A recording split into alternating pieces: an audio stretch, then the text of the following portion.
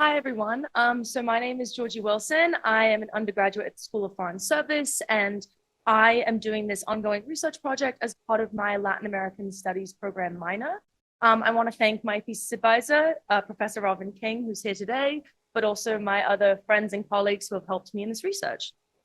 So just to give a little background on Palmas, because I'm sure when you think of Latin American cities, this isn't the first one that pops into your head.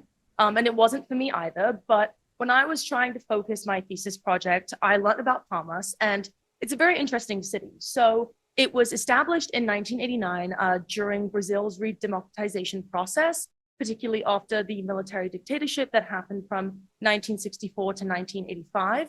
Now, Palmas was built as the capital city for Tocantins, which is a state in the northeastern area of Brazil, and the state was also created during the same time.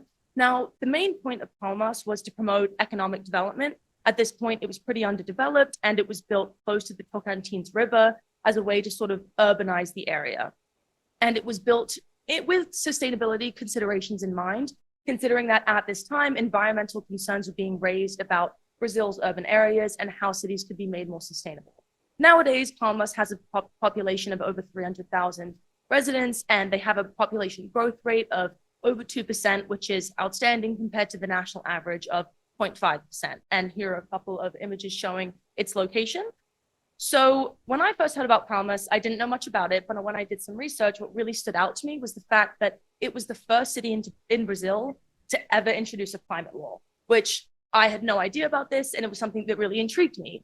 Now, when looking into this climate law, I soon found out that because it was instituted so early on in 2003, it was missing some key concerns like GHG targets or an adaptation plan and other aspects of climate plans that we see today. So I wanted to see how it was really built. So it was planned as a sustainable city with very modern features. One of the key elements of planning the city was the fact that the city government allotted 26% of the land to green spaces, which is pretty impressive considering they offered less space to municipal buildings, they offered less space to commercial buildings. So this was something that really enticed me. However, these green spaces have had ranging reports of efficiency. For example, Palmas still institutes very wide avenues in sort of their urban planning. So it favors private transport over sustainable public transport. Additionally, in the early 2000s, there were many reports of these green spaces actually being very unkept. There were irregular occupations of these green spaces, and vegetation wasn't really being supported or grown in these areas. So my research question attempts to answer the question of, is it really, are these policies that Palmas is implementing, are they effective? And specifically, I want to focus on their renewable energy policies and their urban afforestation policies. So the three laws I looked at was the Palmas Solar Program of 2015, the Palmas Mais Verde Program of 2017, and then finally the Palmas Participatory Master Plan, or also known as the Palmas for Tomorrow Plan. This is more of an urban planning document, but it has an entire section devoted to climate, which it is supporting every single afforestation plan that they have currently. So my initial hypothesis was saying that it's gained a lot of international accolade and it's been supported a lot in the news. So these policies must be pretty effective in terms of the solar energy and in terms of the actual afforestation occurring in the city. So when I was looking at these policies, these are sort of the two buckets I put them in. So the solar program, the main concept of the solar program is that residents or businesses enter into a contract with the government to install solar photovoltaic panels on their houses in order to promote electricity generation. Now, this offers up to 80% of a discount on their property taxes, which it's very enticing to a lot of residents within the area. So it was implemented in 2015 and has been running and growing since then. On the other hand, I also wanted to focus on the Palmas Mais Verde program. This is a program that the government has instituted to, again, work with businesses. But in this partnership, businesses will actually own a sort of green space, but they will update it, they will keep it renovated, they will preserve it, they will grow new tree species in these areas. And in exchange, they get to publicize their businesses in this actual green space. So it's a low-cost program for the government, and it supports business growth.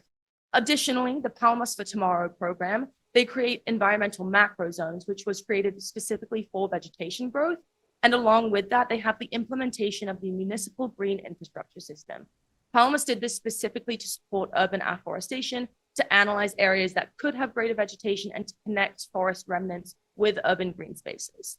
So when I'm studying this, I have been looking at a mix of quantitative and qualitative aspects. Specifically for the quantitative components, I've used two databases to help my research. First, the gas emissions database, or the SIEGE database. This database analyzes emissions on a municipal, state, and national level for specifically Brazil, and it breaks down emissions in terms of energy, land use change in forestry, waste, and agriculture. So it's been really helpful for me in understanding the energy emissions of Palmas, and specifically the different sectors that are emitting the most amounts of carbon dioxide within the energy sector. I'm also using Map Biomas Brazil, which helps me see the different levels of primary and secondary vegetation in the city. It's been tracking that via satellites, and it has data dating back to 1990. And then finally, I'm looking at the different levels of installation statistics for Palmas, along with coupling this with the qualitative components. For example, the CDP ICLEI surveys. ICLEI is Local Governments for Sustainability Network. And so every year, Palmas submits a survey about their work in climate and their work in sustainability. And I've been using that to couple with the quantitative data that I've been using, along with local, state, and international news reports. So initial results, as of 2023, Palmas did rank 12th in the amount of solar energy kilowatts installed. And as of right now, Palmas has 28% of its energy matrix coming from solar energy, which is much greater than the Brazilian average of 11.6%. So these are all positive wins for the solar program, especially because they now helped over 1,400 properties and individuals institute these solar photovoltaic panels, but also 20 new businesses have come into the city to help promote this industry. However, as we can see, looking from that graph, it doesn't look as if it's helped emissions that much. So I do want to point out that this isn't an immediate decrease. This is showing numbers from 2013 to 2022, but that really big blue chunk, it says bus, but that's basically the motor vehicle industry. So the transportation industry is making up nearly 85% of energy-related emissions in Palmas. So I wanted to just show this breakdown and see how, despite the fact that it looks discouraging at first, I'll explain the sort of different sectors that the Palmas Solar Program has been affecting.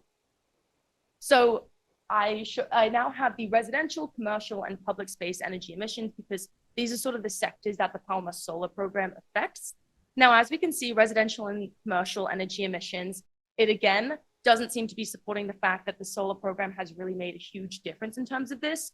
Now, I do want to point out that in terms of the commercial energy, it is emitting a much smaller amount of emissions than transportation or residential areas. You can see that there are different scales on each of these graphs, but I do want to point out that there could be confounding factors affecting the residential energy, such as population growth and other issues that may be affecting the city. What I do want to point out is that despite the fact that the first two graphs support the fact that maybe the solar program isn't making as big of an impact as the city hoped it would, if you look at the public building energy emissions, this is a really positive indicator for the success of the program.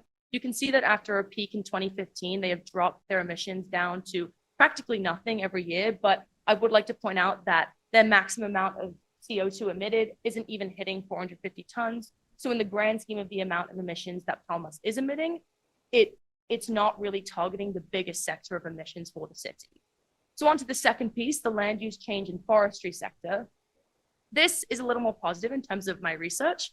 I've seen that over time, the carbon emissions from the land use change in forestry sector has been, while it's not decreasing every year, but there is a negative trend line.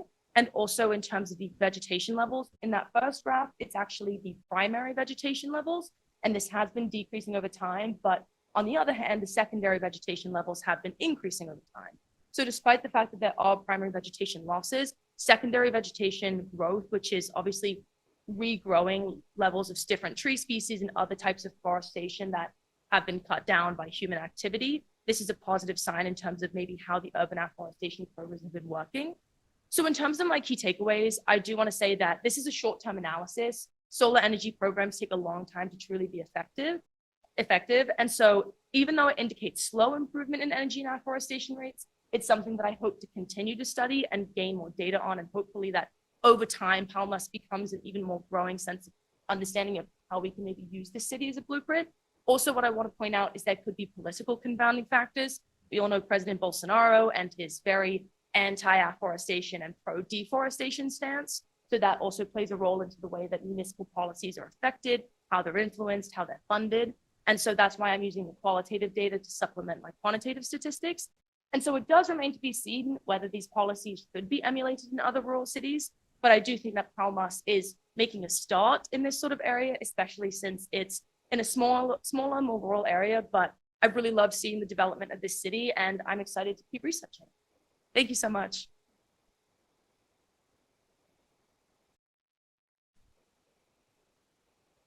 Next up is Diana from the McCourt School of Public Policy, who will be exploring a question of do voluntary flood buyouts lead to changes? Yeah. Hi, everyone. My name is Diana Schoder, and I'm a Master of Public Policy student here at Georgetown. And today I'm excited to share some preliminary results from my thesis, which studies the association between voluntary flood buyouts and property values at the zip code level. And there's a lot more than I can talk about within these 10 minutes, so feel free to ask more questions during the Q&A. And before getting started, I wanted to make sure that we're all on the same page in terms of terminology, and especially in terms of what a voluntary flood buyout is. And so basically, after a severe flood, the government can purchase homes with the homeowner's full consent, demolish any structures on the property, and prohibit future development on that parcel of land, with the exception of using it for stormwater infrastructure or, in some cases, small parks or even gardens. This is an increasingly common strategy that recognizes that helping people to move out of flood-prone areas can be a win-win for homeowners and for local governments. But it's also really important to note that the actual implementation has been very controversial. My thesis looks at a variety of types of US zip codes, but I did want to highlight some of the notable urban ones that are included in the analysis. And this is really to say that the effects I'll be talking about seem pretty high level, but they do translate into actual places with real consequences for homeowners in cities around the country. So to set the stage, my research looks specifically at FEMA's Hazard Mitigation Grant Program, which is the oldest and largest hazard mitigation program serving homeowners. It accounts for 70% of federally funded buyouts, and this covers 1,100 local governments in every state except for Hawaii over the past few decades that have received at least one buyout. But despite the extent of this program, most of the research on buyouts remains very limited. And it focuses on outcomes for homeowners who accept the buyout and leave their neighborhoods rather than the homeowners who are staying behind, either because they were not offered a buyout or they were and did not choose to accept it. And additionally, the social and economic consequences of buyouts, like their effect on property values, remains understudied as well. And the research is in part so limited because it can be very challenging to identify a causal effect of buyouts on property values when there are so many confounding factors at play. Things that affect whether a buyout is offered or accepted often affect property values too, which makes it hard to know whether the buyout itself is having an effect on property values or whether it's some third thing. So in one example, less structurally sound homes tend to have lower property values to begin with and are also more likely to be offered a buyout. But this doesn't mean that the buyouts are causing the lower property values. It really just means that these homes share the characteristic of not being very structurally sound. Fortunately, there are some ways of mitigating these issues, which I'll talk about when we get to the methodology. But first, I'll give a quick overview of the data that I'm using. I have property value from Zillow going back to 2000 and data from the Hazard Mitigation Grant Program on buyouts in 2008. I also have controls, most of which are taken from the census on demographic information like race and income, and also on flood risk coming from Flood Factor, which some of you may be familiar with. It's published through the First Street Foundation, and everything is at the zip code level.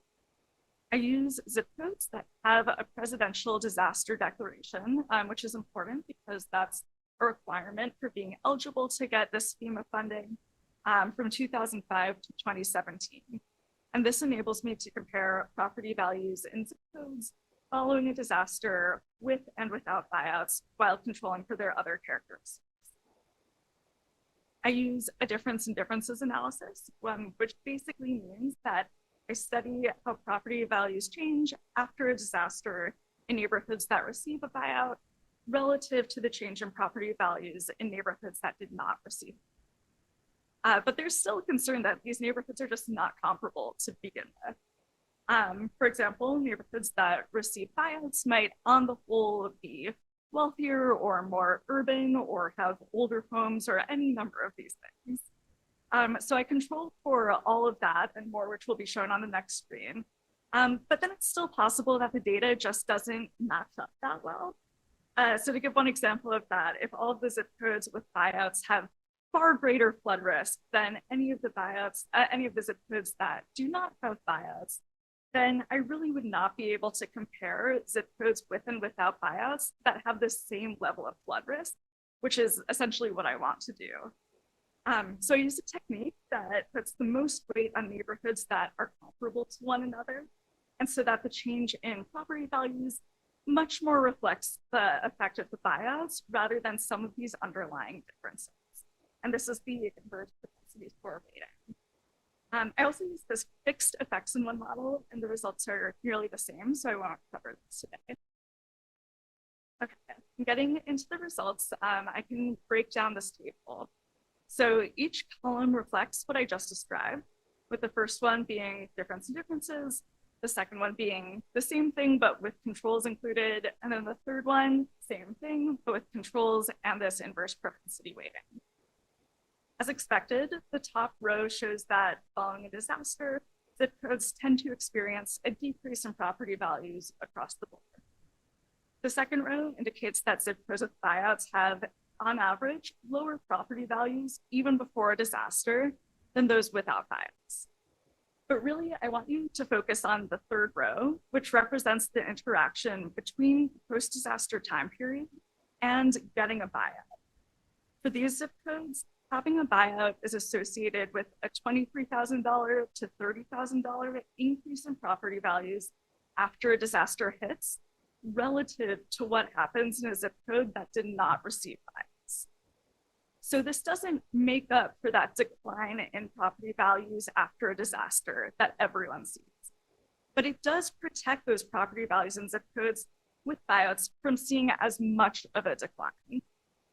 And of course, these are just averages, so there's good reason to think that this might not look exactly the same in cities as it does in rural or suburban areas. So I also included a model with interaction terms that enable me to do some subgroup analyses. And I find that for cities, this protective effect of buyouts on property values is really dampened. So even though zip codes with buyouts still have increased values relative to those without buyouts, this is largely offset by an average $43,000 decrease for having that buyout in an urban area specifically.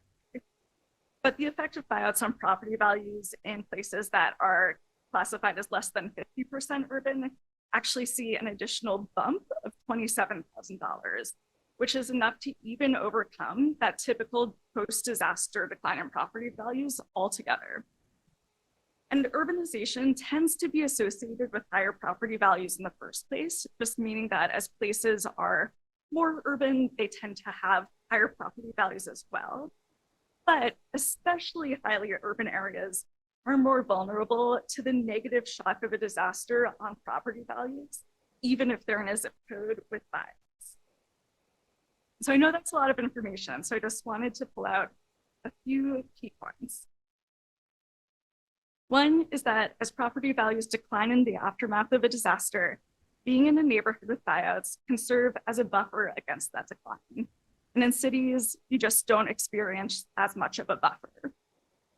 I can't speak to an exact mechanism for why this happens, but one possibility is that the increase in open space, especially if the vacant land is well maintained, leads to a perception of decreased flood risk or serves as a community amenity, which can boost property values. And in cities, the vacant land might not add value in the same way. This research does have several limitations, all of which speak to future directions for research, and especially for studying buyouts in contexts where I didn't have as much data available, like in lower income zip codes. As a policy student, I wanted to work on this issue so that policymakers can better understand the consequences of buyouts, since whether they're good or bad, no matter what we think, they're happening. And then this way, they can design programs to mitigate any adverse effects, become more equitable, or better communicate any benefits of these programs. And so now my hope is that future research can continue delving into these issues so that policymakers can have a full picture of how buyouts affect property values and other understudied outcomes as well. Thank you, and I look forward to your questions.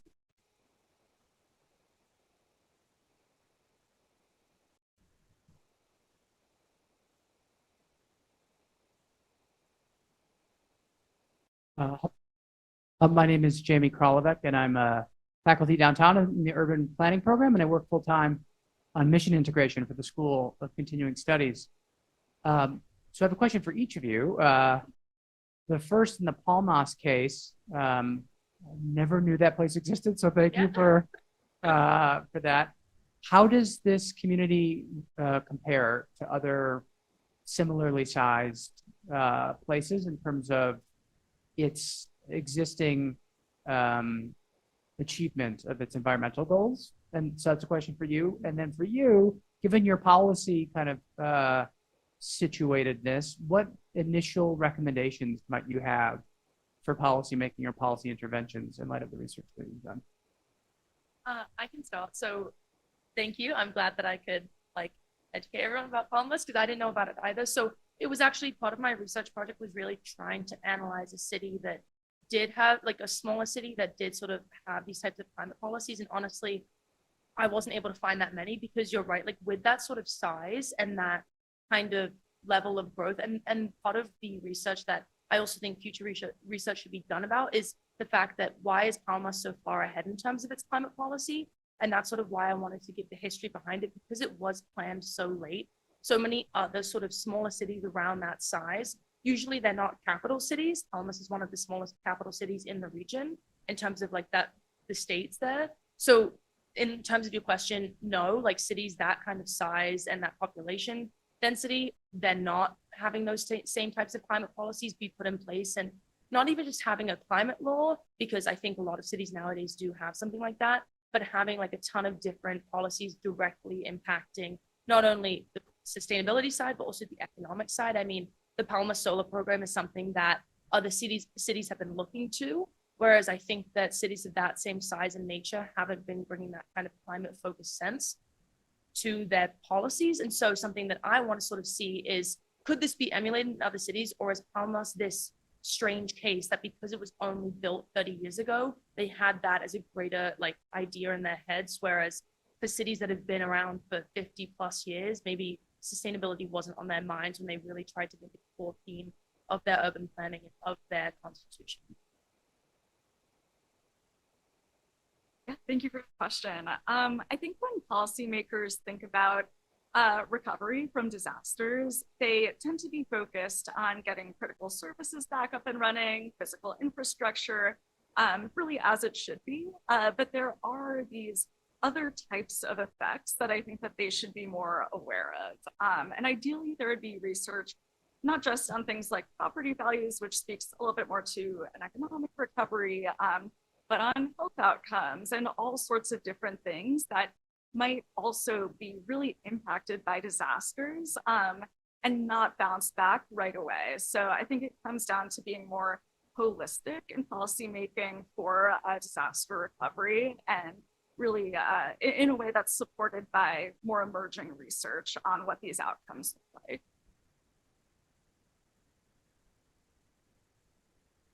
Good afternoon, I'm Ken Joe, faculty in urban and regional planning at the School of Continuing Studies.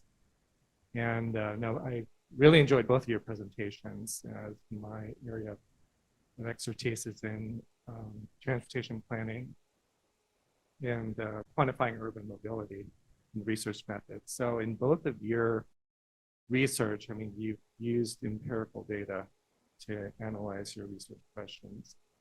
Specifically to your research, I was wondering if you could, point out or just like how do you like isolate or tease out the impact of the clean energy programs versus all the other potential confounding factors that, just from looking at the charts, I recall like there was a large proportion of CO2 emissions from like a motorized transport. So is that kind of drowning out the effects of, these, green energy programs? So I was wondering if you could, speak to that. And then I have a question for you as well. No, it's a great question. And honestly, I think that's something where I'm pretty limited. I can't definitively say like correlation equals causation, and this solar program has explicitly done this. I do think though that from the research I've seen from the municipal planning of Palmas, the transportation sector is eating up just such a large percentage of those emissions, and it's been that way for decades. So I think it is important to sort of note Palmas has a good starting point, and the sectors that they're targeting, I mean, the residential sector, it is making up nearly 10% of emissions. So that definitely is something to be looked at. But commercial and public spaces, and I've recently found data on electricity generation, they're all minute areas of the entire like emissions each year. And so I think that looking forward, it would be important to be how can Palmas really transform their transportation policies, because there are Latin American cities that are very dedicated to really kind of electrifying and modernizing their transport systems, and Palmas isn't doing that. And I think it's the point of, are they at that stage of development in terms of their growth and their space that this will become something imperative for them? But as of this point, I don't think it is, which is, yeah, it's definitely a limitation of the city's like success. Absolutely, because I mean, there's so many other factors beyond the city limits, Yes. right? I mean, just deforestation, for example. I mean, the emissions could. Thank you for your response. And Diana, with your research, this is fascinating, really, really interesting. I was wondering, I mean, just looking at the impacts on property values, like, I mean, you use regression analysis. I love regressions. I teach in my advanced quantitative methods class. But what were some of the, I guess, the variables that you had control for, so you can isolate the impacts of flooding? Definitely. So since the time period looks at 2005 to 2017, I tried to control for a bunch of variables happening around like 2000 to 2005 that otherwise might have been affected by flooding and all. So those include some demographic variables. So there's like the percentage of white households, median income, percent below the poverty level, percent of urban households in a zip code. I also use that flood factor data, which unfortunately is more recent, but there's not really much of a reason to believe that it would systematically change over time in a way that's correlated with like buyouts, anything like that. So that unfortunately isn't from 2000, but is still at least a proxy for that older data. And then I actually think that I have more of them listed here. So I also lag property values and have a variable for the property values in 2000. And so that's basically accounting for, these property values might just be really different to begin with, and you're seeing how they change from a starting point. I also control for disasters that have happened between 2000 and 2004. And so basically when I'm constructing my time period, I originally wanted to start at 2000 because I do have data back to 2000, but I realized that there might have been a buyout in 1999 that I'm not aware of, that I would actually be capturing the effect of. So I basically create a clean period from 2000 to 2004 that doesn't have any buyouts. And so that I know that when I'm looking at 2005 to 2017, it's not picking up on something else that's kind of mysterious in the background. And then I also look at presidential disaster declarations that happen after the first one in the time period. So a lot of these places don't just have one disaster in the time period and then a buyout and then it's over. They continue to get hit by disasters. And so I control for the number of disasters after that first one that are also happening. I think that I've covered all of them. Maybe I didn't say median year that structures were built. But the one thing that I really wish that I could have used was data from the National Flood Insurance Program. But unfortunately, for the reasons I described before, that's only available more recently. And that is the type of thing that might have been affected by these disasters. So if I had it, 2000, 2004, that would be great. But unfortunately, that just wasn't available. Thank you so much. You considered a lot of controls. So yeah. Thank you.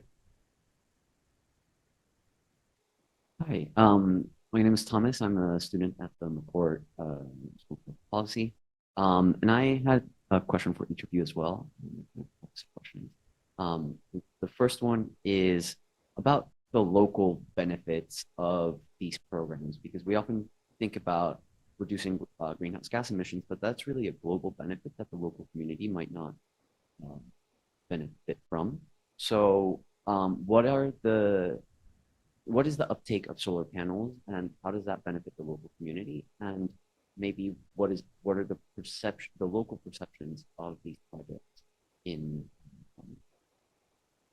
So in terms of the growth, I think that at first it did take a while to take off. So the first consumer actually signed the contract with the government in 2016, and by like 2019 there was but in 2 years there were only about 57 participants. But seeing as it's 2023, I think it's around 1,400 or 1,440 properties or residents have engaged in this program. Now, what I want to point back on is the economic benefit, because I think you're right, there are social impacts to be had. And I think that when the government was first thinking of actually doing this, they wanted to make sure that consumers didn't have to have have any kind of, financial issues when dealing with this program. So like I said, the tax benefits is something that's really helpful for the residents. So up until 2021, if someone engaged in this program, they would receive an 80% discount on their property tax. From 2021 to 2025, it's 60% discount, and so on and so forth. It's been reduced by 20% for every 4 years afterwards.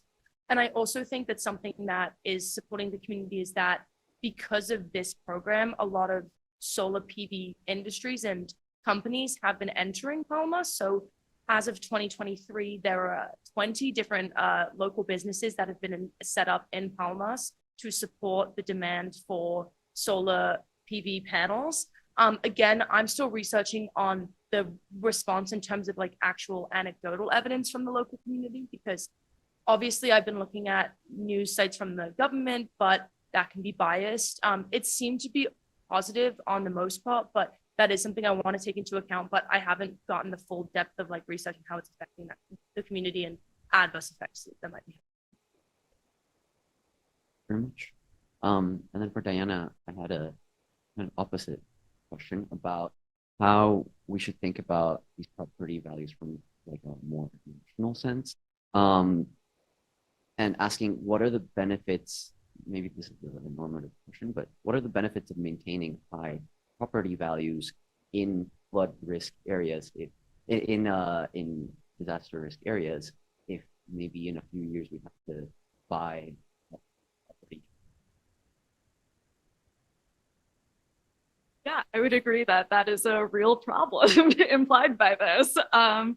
So I think that buyouts won't be the only determinant of property values, especially as you said, as we do see increases in flooding above and beyond what we're already seeing. So there are a lot of states that have been beginning to have real estate disclosure laws around flooding, so that when you are looking to purchase a home, you're given not just the mandatory information about whether you're in a floodplain, but how many times that home has flooded within the past 20 years. And those sorts of things that might change home buyers' opinions and actions. And so I think that that has the potential to offset some of these shorter term benefits. And And as you said, it is a little bit more normative. And my research doesn't directly speak to any of this, but I would say that it is one piece of information in a much larger landscape that will affect homeowners' behavior around flooding. Hi, everyone. Carla Shedd, sociology. So I really appreciated the quantitative investigation, Diana, and I just want to bring in my message piece and also just say Katrina. So thinking about Hurricane Katrina as this preeminent disaster, but perhaps being outside of your data set because of New Orleans being the city that it is. I'm wondering what you might how you might address that in your work, particularly when we know that property values are already impacted by race, even when structures are sound and even when you're not in a disaster area. So what do you do about those, really huge stratifying issues of race and place intersecting to impact property value, even if you can't talk to it in your direct research? Definitely. So there is some research out there, not on property values, but that does speak to some, both the inequitable effects of buyouts and where they tend to be targeted, and also just the inequitable effects of flooding and disasters in general. So I would look to that literature for more guidance on these questions. I did a literature review to see even if there were any qualitative information out there that could speak to some of these questions. Most of the information focused on very small geographic areas. I mean, sometimes there's even 10 homeowners in Kentucky who are talking about their perceptions of their property values after their community received buyouts. I think there's really just a huge need for more quantitative and qualitative work. Looking at places like New Orleans that maybe don't fit into the frameworks that I've created or that other researchers have so far, just because of that limited data availability. So yeah, that's a huge limitation of all of this, and definitely an area where I would like to see. And Georgie, thinking about the positive aspects of your research in Palmas and its, early, more recent founding, is a sustainable city more just in any way? The title of my first book is Unequal Cities, studying Chicago in particular, but I'm like, who is getting the solar panels? Who is not? Whose structure is able to accommodate that? Whose is not? So is there a stratifying force that is working on the distribution of this amazing resource? Unfortunately, no, and I'm still searching for this, but looking at the actual, because one of the factors that I was thinking, why is Palma so far ahead on this trend in terms of like climate smart city? They have very little data when it comes to their demographic breakdown, which I think is telling.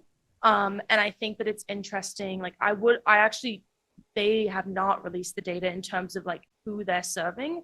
It's mostly business owners, which is why I think that might lead into the problem with how it maybe isn't serving the people who, and actually part of the issue with the actual city structure is that they have faced issues of this urban center that's really thriving and is doing well. And then you have communities, specifically lower income communities, pushed out to the outskirts of the city. And so that is something to understand. And even though like overall you can see maybe positive influences, like how can it be equitable rather than just like an improvement?